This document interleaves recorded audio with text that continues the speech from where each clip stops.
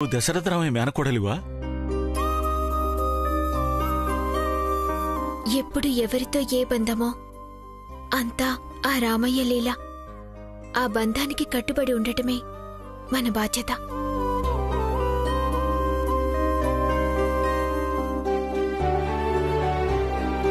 అయినా మీరేంటి ఇంత దిగులుగా ఉన్నారు? పెళ్లి ఆగిపోయింది కదా, సంతోషమేగా. పెళ్ళాగితే సరిపోతుందా అమ్మా? నా కూతురు ఎక్కడుందో తెలియొద్దు.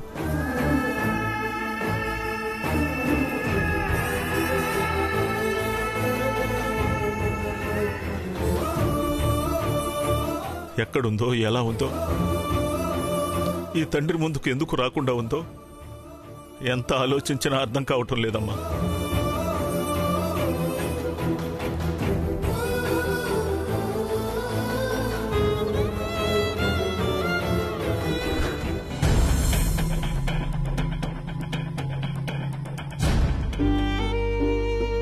వైదేహికేదో ఆపద ఉందని స్వామీజీ చెప్పారన్నారు కదా. మీ ముందుకొచ్చి తనే వైదేహి అని చెప్తే మళ్లీ ప్రమాదమని రావట్లేదేమో. నా బిడ్డకంత పెద్ద ప్రమాదం తలపెట్టేవాళ్ళు ఎవరున్నారమ్మా? నేను గాని నా బిడ్డ గాని ఎప్పుడు ఎవరికి అన్యాయం చేసింది లేదు.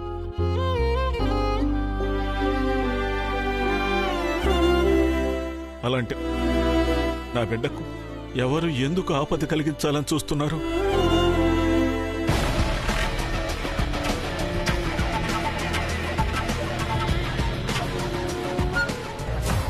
మనకి ఆపద రావటానికి మనం చేసిన మంచి చెడులే కారణం కానక్కర్లేదు. మనకి తెలియని కారణాలు ఎన్నో ఉంటాయి. ఆ కారణం తెలుసుకునే పనిలోనే ఉందేమో. ఆపద తొలగిపోయాక మీ ముందుకు వచ్చేస్తుందేమో.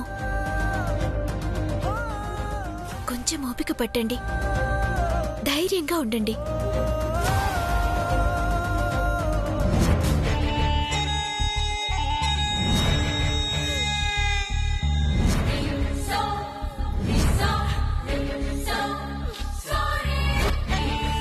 రాత్రి తప్పించుకున్నావు కదా, ఇప్పుడు దొరికావే. ఎవడి కోసమో గుడికొస్తే నువ్వు దొరికావు. అయిపోయావు ఈరోజు.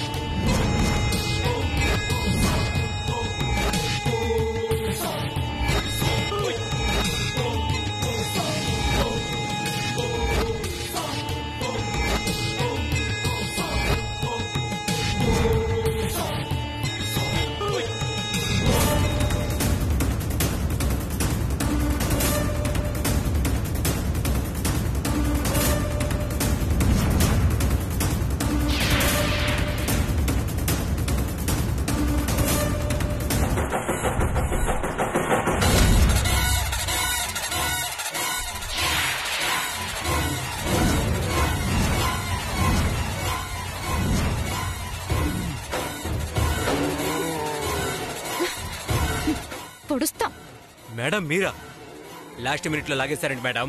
ఒక్క క్షణం ఆగుంటే పొడి చేస్తుండేవండి. ఏంటి పొడిచేది నీ మొహం? చీకట్లో చేయాల్సింది వెలుతురులో చేస్తున్నావు. పైగా మా బావ ఇక్కడే ఉన్నాడు.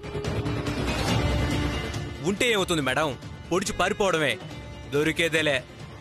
మనుషులకి దొరకవు, కానీ సీసీ కెమెరాలు ఉన్నాయి కదా. నువ్వు దొరికితే నేను కూడా దొరికిపోతాను. ఏదైనా సరే జాగ్రత్తగా చేయాలి.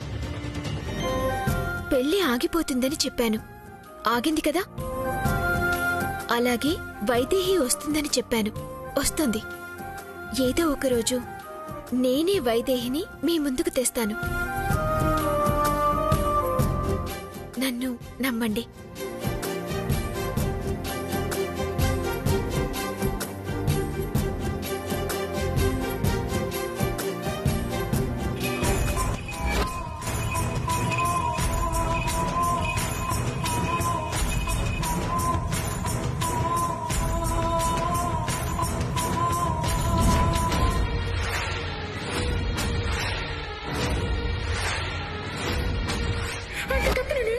నీ పుట్టికే నీ చావుకి కారణం.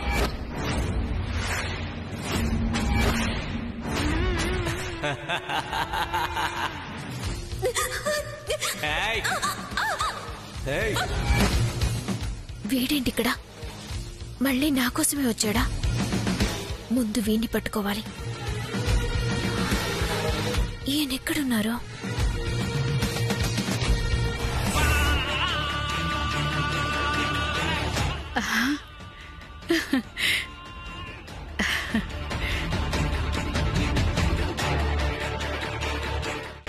పదివేలన్నవాడు 1,00,000 రూపాయలంటే ఆలోచించకుండా ఇచ్చేశాడేంటి? ఒకవేళ 10 లక్షలు ఇస్తాను అని సేటంటే ముసలావిడ 10,000 అనుకుందా?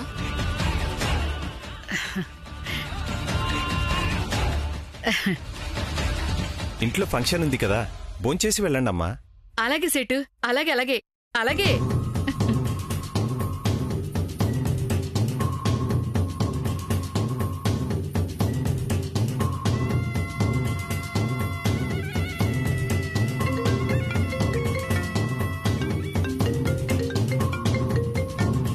హలో, దశరథ రామయ్య గారు, నమస్కారం.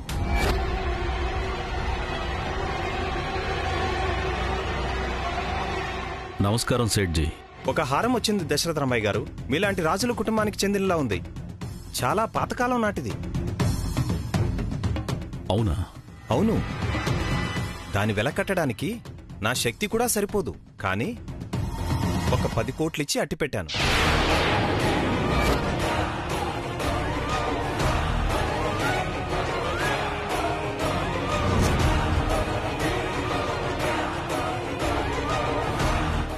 మీరు కావాలనుకుంటే ఒకసారి చూడొచ్చు.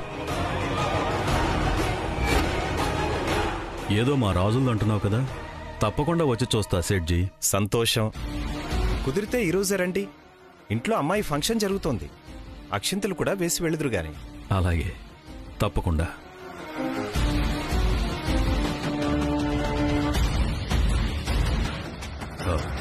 కౌసల్య, అమ్మ సేటు, నువ్వేదో జాదూగడవని తెలుసు కాని మరీ ఇంత జాదూగడవా? 1,00,000 రూపాయలు ఆ ముసలావిడ చేతిలో పెట్టి హారం తీసుకొని 10 కోట్లకి బేరం పెడతావా? కళ్ళెదురుగా ఇంత మోసం జరుగుతుంటే నా మనసు ఎలా ఊరుకుంటుంది?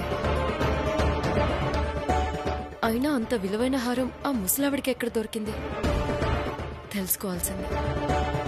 ఇంతకీ ఆ ముసలావిడెక్కడా?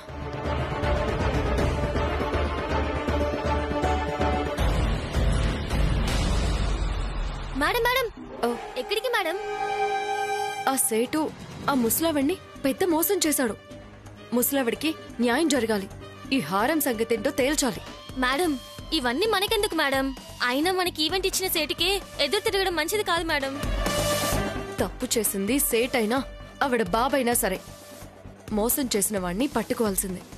మోసపోయిన వాడికి న్యాయం జరగాల్సిందే. మేడం మేడం, అయ్యో, ఏకంగా సేట్తోనే పెట్టుకుంటుంది. ఈ ఈవెంట్ కూడా గోవిందానే.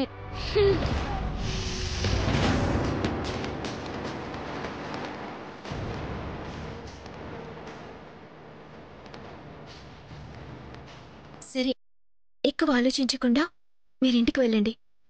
నేను తర్వాత కలుస్తాను. సరేనమ్మా, వెళ్ళొస్తాను.